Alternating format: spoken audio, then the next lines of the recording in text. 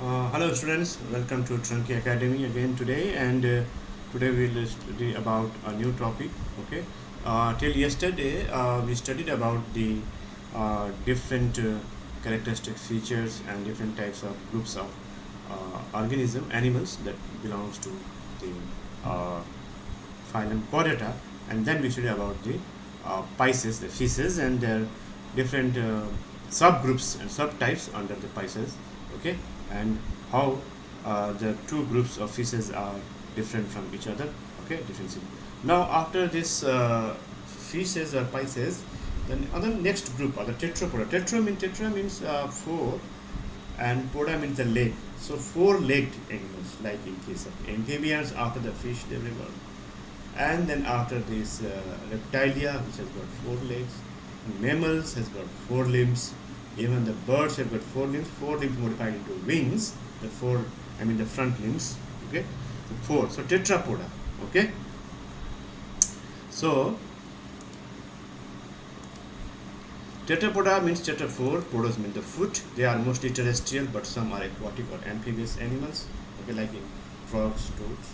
Some reptiles are also aquatic, but mostly they are terrestrial. Okay, so first life evolved in the water. Okay, and then slowly the evolution took place for the evolution of land vertebrates or land animals. They are characterized by the presence of two pairs of pentadactyl limbs, four digit pentadactyl, two pairs of limbs, one forelimb in the front and then the hind limbs, forelimb and hind limbs. Okay, pentadactyl, four digit, four fingers. Okay, so pentadactyl limbs. Tetrapoda includes four classes: amphibia, reptilia, aves, and mammalia. Okay, four classes. So these are have some common is that four limbs, two pairs, four FORE. So try to understand. Don't get confused. The four limbs, number four limbs, and two forelimbs in the front and two hind limbs. In case of birds, four limbs, the front two limbs are modified into wings.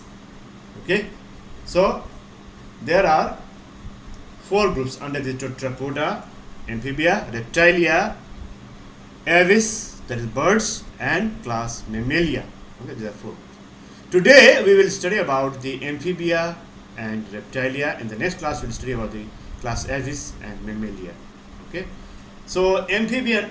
Now amphibians have the most unique feature that you are listening and studying since lower classes.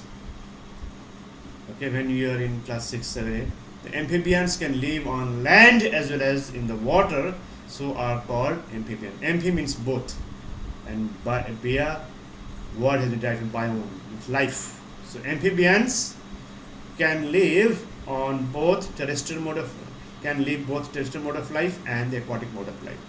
Okay. So they have got both, for the respiration, lungs as well as the gills. Okay. Now, MP means both and bios means life. Amphibian is the first vertebrate to come out of the water and walk on the land. So in the line of course of evolution, when the life evolved as in the water, unicellular organism, then multicellular organism, then invertebrates, all in water. Okay, and after that, the fishes were the first vertebrate, but that also were aquatic only. And after that, there was the evolution of amphibians. So amphibians are the group of animals that for the first time in the line of evolution they come out of water and walk on land.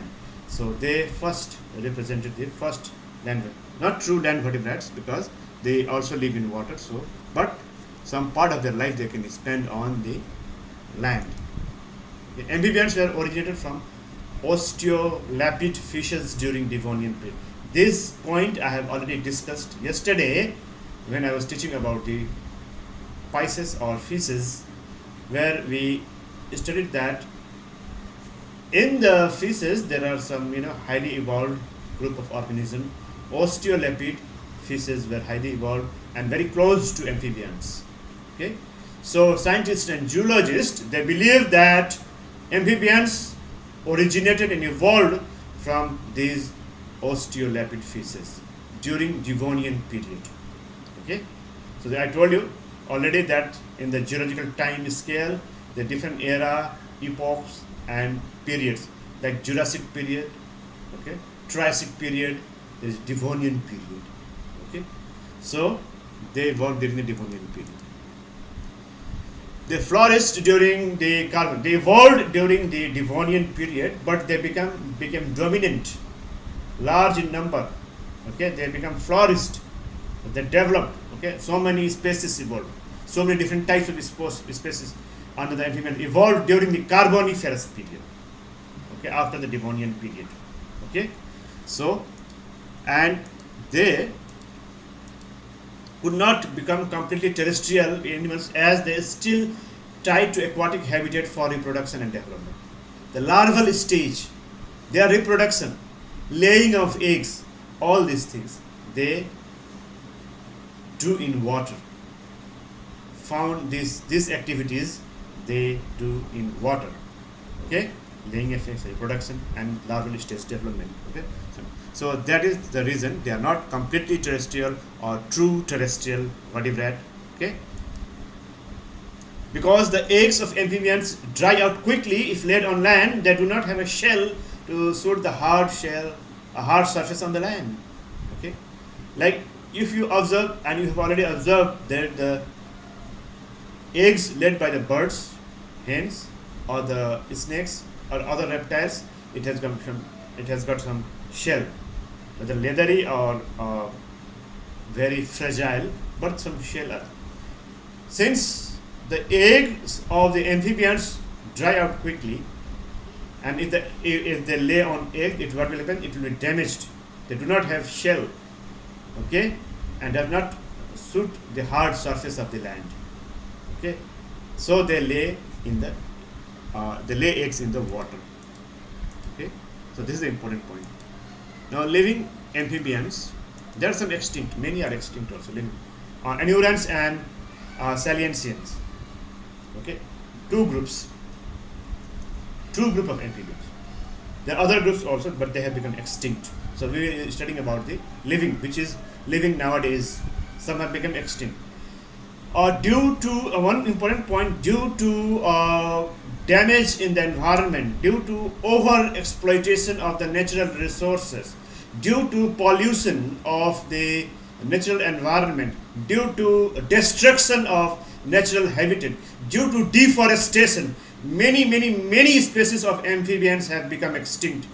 Okay, due to human activities, so many. The large number of amphibians species have become extinct as compared to other animals. Amphibians are the most threatened species or threatened the group of animals, and have become extinct. Nowadays we find the two groups, that anurans or salientians. Okay, that anurans are, that is the frog, and the salientians, the example is the toad. Okay, urodels and chordates are another. So now try to understand. Four groups: anurans, salientians, urodels, and chordates. But anurans and salientians are little more involved among these amphibians. Salamanders and newts are a little primitive type. All the four are living. Okay, some are extinct. That is a different thing. But anurans or salientians, okay, these are the salientians and anurans are the same.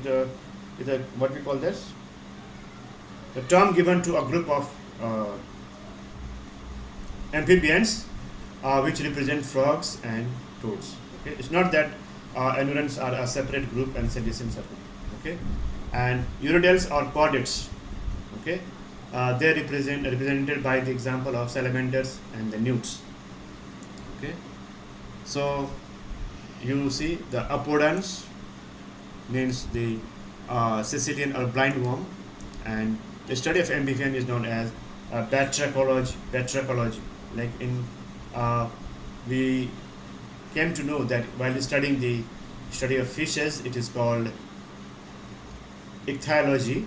Similarly, the study of amphibian is called batrachology. So remember, there are the three living groups here: anurans or saline. Both the alternatively terms are used. Okay, urodels or chordates. Okay, chordates. Okay, so represented by the examples like salamanders, newts. Apodons are represented by blind worms. Okay, they have no limbs or very small limbs. Okay, blind worms. Okay, so these are the living groups of amphibians. Classical amphibian is the like order Apoda, blind worm, order Urodela, okay, order Anura or Salensia. Okay, these are the three groups. Okay, like we saw in this previous slide. Okay, general features: they are first tetrapod and lead to dual mode of life. First animal having four limbs, the two in the front, two in the hind side, hind limbs. Okay, so four limbs. The first one, they have three groups: anurans, Silesians, urodel, and apodels. Okay. Apart from that, some are extinct. Okay. So they live on land and as well in the fresh water. Body is divided into distinct head and trunk, and tail may or may not be present. In case of toads, we do not find any tail, but some are there. Some members they have got tails. Okay, this is not reptile. This is amphibians. Some of the students they get confused with the by the body structure. This particular there are some salamanders. They look like a reptile, but they are not reptiles. Salamanders belong to amphibians, class amphibia. Okay, the body can be divided into head, trunk, and tail. Okay. So in some cases head is present in some members of the amphibia, and some do not possess any tail. Okay, and so these are the example of the skin is soft, scaleless. Okay, except members of apoda, moist and glandular, very glandular. The skin is very glandular, thick. Okay, so snakes, lizard, house lizard. Okay, all these are the frogs, toads. Okay, and hyla. Okay. Tree frog, okay, all the snakes, okay, these are all the sorry, not snakes, sorry, I also got confused. Not snakes, salamanders, sorry, salamanders and salamander like animals or blind worms. These are the examples of the amphibians. Snake never belong to, or house lizard or lizard never belong to the class amphibia. They belong to class reptilian. Sorry for that. Okay, so frog, toad, tree frog, okay, salamander, these all are the examples of the blind worms. Okay, these are the examples of the amphibians. Skull is dicondylic. Last class I told you dicondylic means there will be a facet. The first vertebra will have a facet like this. Okay, if this is the first vertebra, so this will have the two condyles, okay, that fit to the cavity of the skull, dicondylic. Okay, in case of birds it's only single, it's called monocondylic. Vertebra amphicoelous in Silesians and apodons. Okay, means both the surface are concave. In case of like this, both the surface is concave. Okay, so this is called the amphicoelous. Vertebrae opisthocoelous in urodels, centrum concave at its posterior side. Okay, anterior means upper towards the head side, and posterior means towards the lower side. So one side of the centrum means the main region of the vertebra, vertebral column. The different vertebral column is made up of different vertebra. Okay, so many vertebrae. Always is called vertebrae. A single is called vertebra. So central region, the main part of the vertebra that constitute the structure of the vertebra, that is the centrum, that has got some concave or plane or convex surface. In case of the amphicoelus, both posterior and interior surfaces are concave, and in case of the opisthocoelus, like in Urodale, okay, or also called caudets, okay, this centrum is concave, it is posterior, means the lower side. The upper side is not posterior. Okay, so opisthocoelus. Vertebrae procoelus in anurans or senescens, centrum is concave at its anterior face only. Okay, anterior face only, and not at the posterior face. Sternum appeared for the first time in amphibians. Sternum, vertebrae. This sternum vertebrae is also present in fishes, but the sternum was not there. Sternum is not found. In each of the vertebra, you will not find. Their vertebrae are very thin, okay, bony. In bony fishes also, you won't find a sternum. So sternum, the solid mass in the vertebra, was for the first time evolved in the amphibians. Okay, the point to be noted, this one. Mouth is large, yes, distinct, large. Teeth are acrodont, homodont, and polyphyodont. Okay. In the last class also, while teaching the fishes, I have already explained acrodont into the socket, into the ground. Homodont, all are same, all are alike shape and size. Not like human beings. Some are canine, some are incisor, some are premolar, and some are molar. Not like that. All are the same, are called homodont. In our mouth, it's heterodont. Polyphyodont, the different sets of teeth comes. In our human beings, okay, what happens? Diphyodont.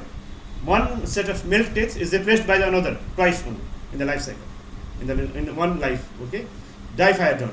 But in case of this amphibians, polyphyodont. Respiratory exchange is mostly cutaneous. Respiration from the skin. That is skin. Cutaneous means from the skin. Okay. So when they have got respiratory exchange, or gaseous exchange may take place from the skin or from the lungs also, depending on the situation. Pulmonary or buccopharyngeal respiration also occur. Buccopharyngeal, from the mouth. Sometimes they are moving the mouth, and keeping the mouth open because of the buccopharyngeal. Okay, mouth and the pharynx, region. Okay, so that can also occur. Branchial respiration is performed by larvae and some adult urodales. Okay, branchial, because they are living in water. Okay, so branchial respiration takes in larval stage and in some stage of urodales also. The urodale are the primitive type I told you in the beginning, as compared to the frogs and toads. Okay, heart is 3-chambered. It has got 3 chambers, and we found 2 chamber in case of the heart of fishes. Okay, so sinus venosus, conus arteriosus. Okay, 3 pairs of aortic arcs and well-developed portal system are present. Okay, that means aortic arcs well developed. Aortic arcs, the blood vessels, portal system, okay, and erythrocytes are nucleate. That means nucleus is present. In case of the RBC of human beings, there is no nucleus. Okay, it has to carry respiratory gases. Okay, as much as possible. So nucleus is absent to make it more efficient for carrying the gases. But in case of the erythrocytes or RBC of amphibians, there is nucleus in the red blood cell of the amphibians. Okay, so this is the features. Kidneys are mesonephric. Adult amphibians are ureteric. Primitive type of kidney, mesonephric, primitive type. Or it is metanephric. Mesonephric is a primitive type, not as efficient is in the higher animals. Adult amphibians, ureotelic. Urea is their metabolic waste. Ureotelic. Okay, adult amphibians. Meninges are the inner pyometer and outer durameter. Layer covering of the brain has got covering the brain, the inner pyometer in 2 layers. One inner layer called pyometer and outer layer durameter. Meninges covering of the brain. Cranial nerves 10 pairs, like we have seen yesterday also. And then middle ear consists of single ear ossicles, the columella oris, which is modified in hyomandibula of the fishes. In case of fishes we find hyomandibular, but in case of here it is the columella oris, middle ear.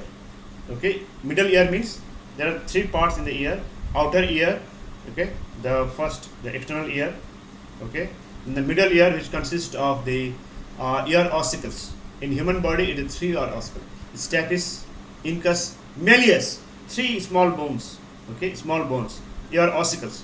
But in case of amphibians, only one, and that is called columella oris, but which is the modified hyomandibula of the fishes. Actually, hyomandibula is found in fishes, and it is believed that during the evolution of the amphibians from fishes, this hyomandibula of the fishes evolved, modified, specialized, differentiated into the columella oris as ear ossicle in the amphibians. Okay? Tympanum, lacrimal, and the Hadarian glands appeared for the first time in the tympanum.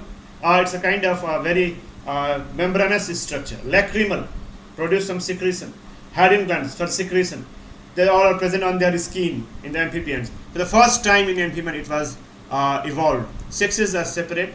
Fertilization is mostly external, and development is mostly indirect. Okay, in amphibians. Okay. So tympanum, lacrimal, and Hadarian glands were the first time evolved in the living organisms, in the group of organisms called amphibians. Okay. Now examples are the bufo, that means toad. Bufo melanostinctus is the full scientific name. Rana tigrina is the scientific name for the frog. Okay. Then hyla, tree frog. Then is the Rhacophorus, flying frog. Then is the salamander. Okay. The salamandera. And then the ichthyophis, the limbless amphibian, ichthyophis. Okay, ichthyophis. Now we come to the reptilia. Okay. Now in reptilia, there is class reptilia. Okay, and we know that is another class, an advanced of the than the amphibians. Okay.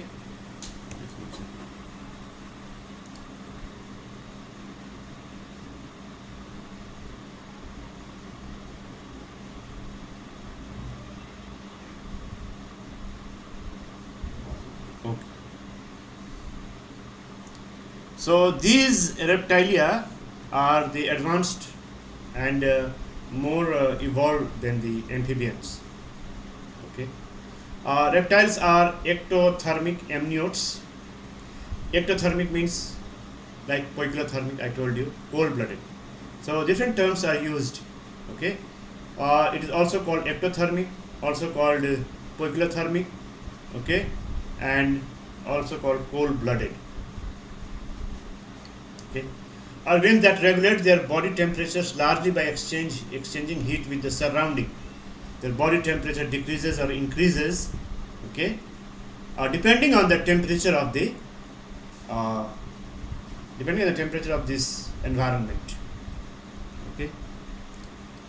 Now the extinct labradodont amphibians gave rise to reptiles during the Carboniferous period. I told you that during the Carboniferous, the amphibians were dominant. They evolved completely, and this extinct member of the amphibians, labradodont, okay, it is believed that they gave rise to the evolution of the reptiles. Okay, though they are extinct nowadays, but when they were living, they gave rise to amphibians. Okay. They emerged as the major vertebrate group during the Mesozoic era. That is why the golden age of reptiles, Mesozoic era is called the golden age of reptiles, because they evolved, because dinosaurs were also evolved at that time. Okay. And the study of the reptiles, it is called herpetology. Okay. Herpetology. Like we saw, study of fishes are called ichthyology. Study of amphibians is called batrachology, and study of reptile is called herpetology. Study of amphibians and reptiles together, it is then called herpetology. Okay, the study of poikilothermic tetrapod is called herpetology. Okay, now they are the first true terrestrial. Like I told you, amphibians, all they live on land, but not true vertebrates. True land vertebrates, because some of their life cycle they spend in the water. Okay, so they are the first true terrestrial land vertebrates using usually creeping or burrowing amniotic tetrapod. Okay, body is divided into head, neck, and trunk and tail. Okay, and skin is rough, dry. This is the main feature. Skin is dry, not like moist in case of the, like we see in case of the frog. Okay, skin is dry. Okay, in reptiles, exoskeleton is in the form of horny epidermal scales, shields, and claws are present. Okay, like we see in case of the even in the shell, even in the tortoise, isn't? And some scales are present in some reptiles. Claws for the first time appear in reptile. Claws, okay, in the finger, in the digits. Dentition is ectodont, homodont, and polyphyodont, like we saw in the amphibians. Okay, now thecodont in crocodile, yes, as in seen in the mammals. Okay, and chelonians are edentate. That means they have no tooth. Okay, toothless. Chelonians means the one form of reptiles, like the example is the turtle. Skull is monocondylic. Skull were dicondylic in amphibians, but here it is, and many have temporal fossa, the fossa, openings, holes. Okay, each half of the lower jaw is formed by 6 bones. The lower jaw consists of 6 bones, 6 different bones. Vertebrae are mostly procellus. The first two cervical vertebrae are specialized into atlas and axis to facilitate independent movement of the head from rest of the body. So just a minute. The first vertebra is called atlas, and second vertebra is called axis in other mammals also, in other higher mammals also. Another. So this atlas and axis are specialized in such a way in the neck region and cervical region that they can move their head region easily. Okay, and they are independent from the movement of the rest of the body. Sacral vertebrae are 2 in number. Sacral, below in the lower region of the body, only 2 in number. Okay, the sacral vertebrae. The exchange of respiratory gases takes place only through lungs. Okay, so lung is well developed in their body, and there is the respiratory gases, exchange of respiratory gases takes place through lungs. Okay, there is only lungs. They use ribs and intercostal muscles in ventilation. This feature developed in reptile for the first time in the vertebrate evolution. Okay, the ribs in ventilation. So ribs were for the first time developed, and intercostal muscle, the muscle that is there in the near the in the chest region, near the ribs. Okay, so this was for the first time in the evolution developed in the class Reptilia. In turtles, gaseous exchange takes place through vascular cloacal wall, cloacal aperture, okay, through which they discharge their waste. So in turtle it's little different.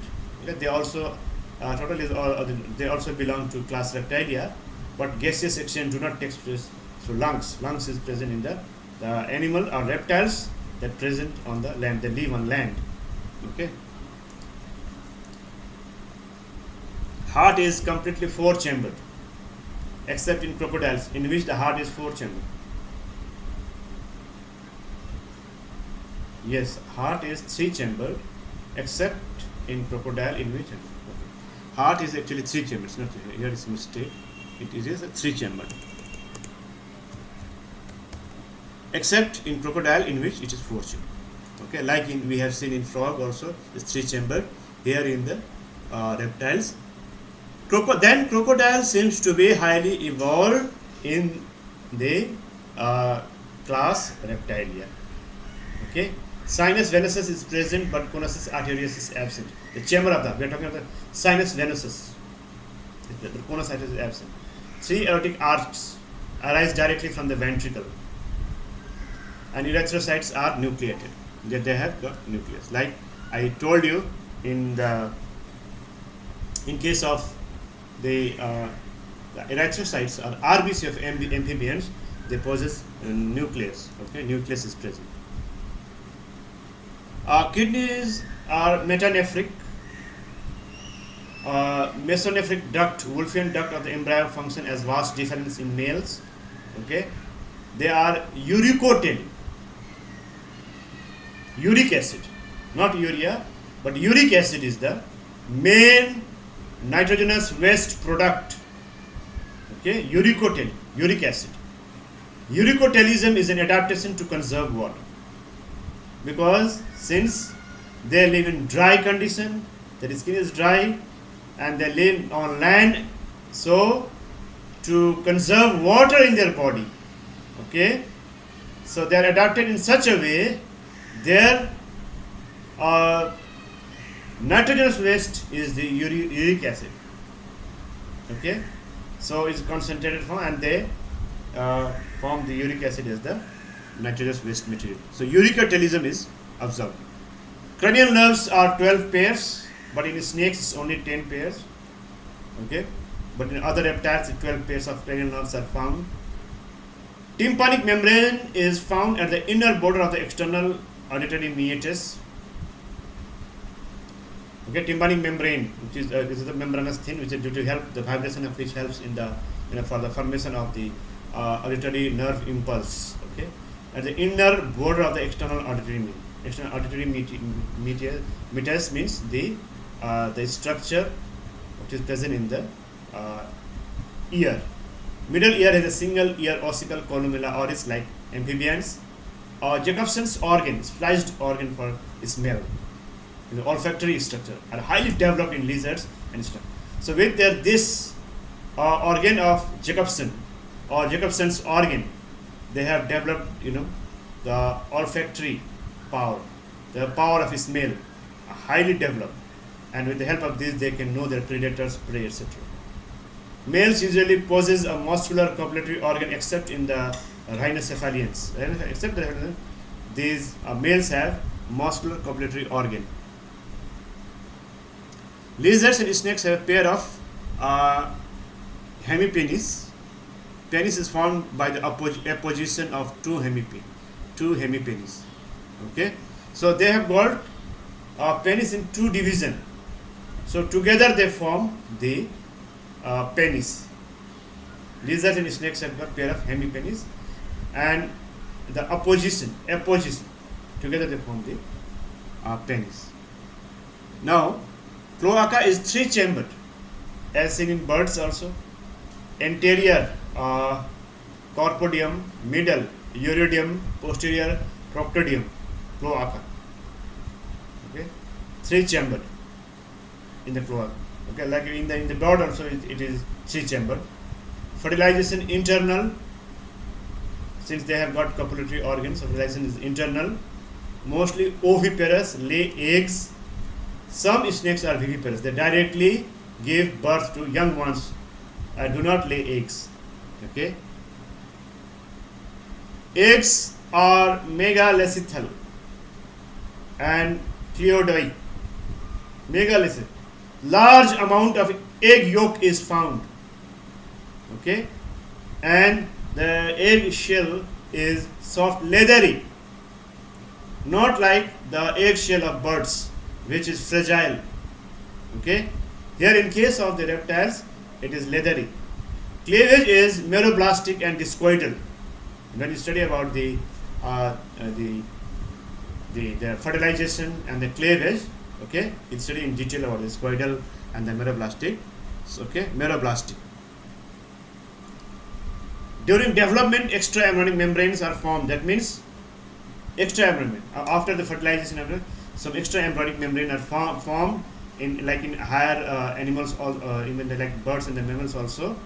Okay, to prevent the further fertilization, to completely stop the entry of other sperm. Okay, so extraembryonic membranes are formed after fertilization during development, as in formed in birds and mammals. The extent group which are living and found nowadays are the Chelonia, Rhinocephalia, Crocodilia, and Squamata. Okay, Chelonia means Chelon, marine green turtle. Testudo, terrestrial form, and Trionyx, freshwater form. So these are the three types of the Chelonia. Okay, Chelonia. Rhinocephalia, Sphenodon, is called Tortora of New Zealand. It's living fossil, endemic only to New Zealand. Okay, the Tortora of it is a living fossil because it has kept its primitive features. Okay, since the time of evolution. Okay, it has evolved. Since the time of its evolution, it has the same features, carrying on with the same feature. Living fossil. Okay, the Sphenodon, Tortora of New Zealand, endemic only to New Zealand. Okay, Crocodilia means Crocodilus palustris, Indian crocodile or Megger. Okay, alligator. Okay, Gavialis gangeticus, Indian gavial or ghadial. Okay, these are the examples of Crocodilia.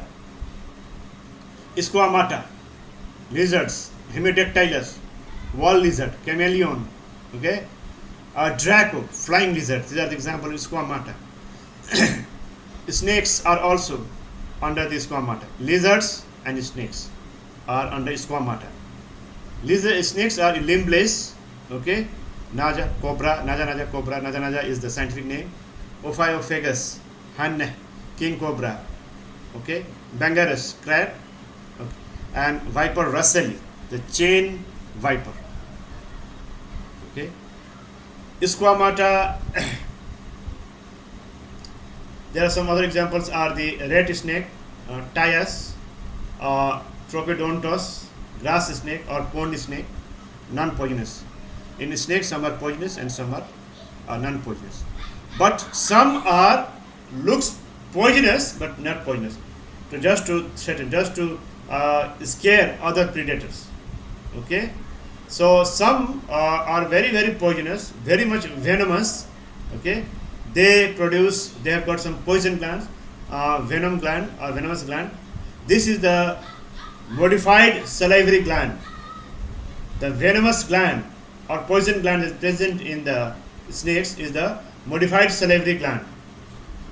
Some snakes are non-poisonous and there are some features by which we can differentiate that this is a poisonous and this is the non-poisonous snakes.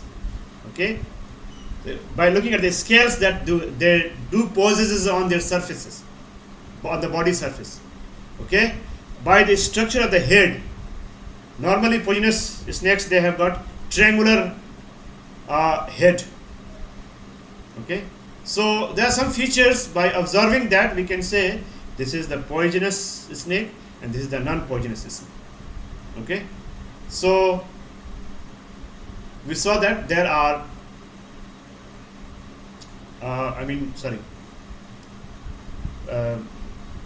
Four groups. Okay, the first one is the Chelonia, tortoise. Okay, then the Rhinocephalia.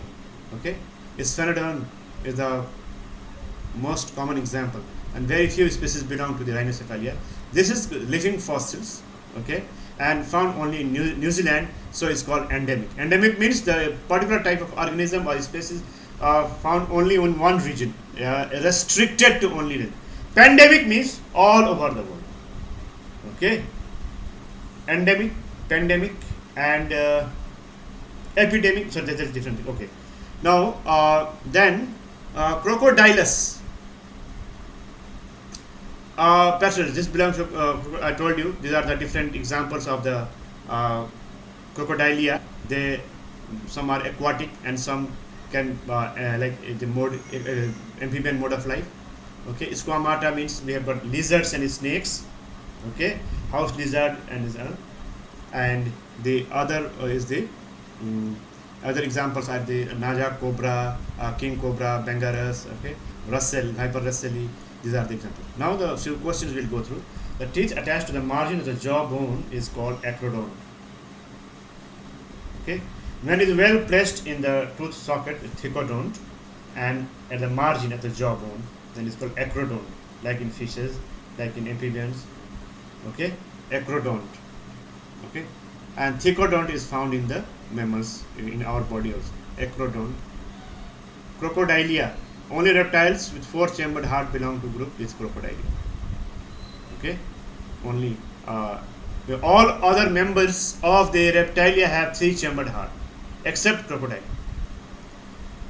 Or the type of egg present in the reptile is the megalocecal. Large quantity of egg yolk is present in the egg yolk, megalocecal. When very less amount of egg yolk is there, it's called microlecetal. When there is no egg yolk at all, then it's called alecetal. When there is a little in the medium quantity of the less than the megalocecal and more than the microlecetal, egg yolk is optimum quantity, then it's called mesolecetal. Okay, but in case of the eggs of the reptiles, egg yolk is large, in large quantity, big. Okay, so called megalocecal egg. Extinct giant reptiles are the dinosaurs. Everyone knows that, very common example.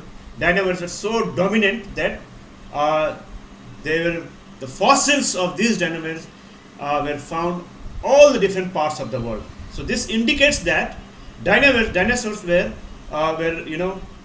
living, and they were dominant to all the different types of environment and all the parts of the world. Okay, so this was all about the amphibians and the reptilia. The next class tomorrow we will study about the aves, class aves and mammalia. Okay, and after the class, as I have already told you, today again we will send you the daily practice problem. Okay, you'll download and solve, and how to do that I'll just show you once again. Okay, when you go to your academic booster, okay, log into academic booster and click on the resources, then you click on the writing material, then you find your DPP and download it, go through the question, answer this, send back to us, we'll check and send back to you the remarks. Okay, and now thank you for joining and listening. I hope you enjoyed the class. Thank you for listening. Tomorrow again we will meet the same time. Till then, bye, goodbye.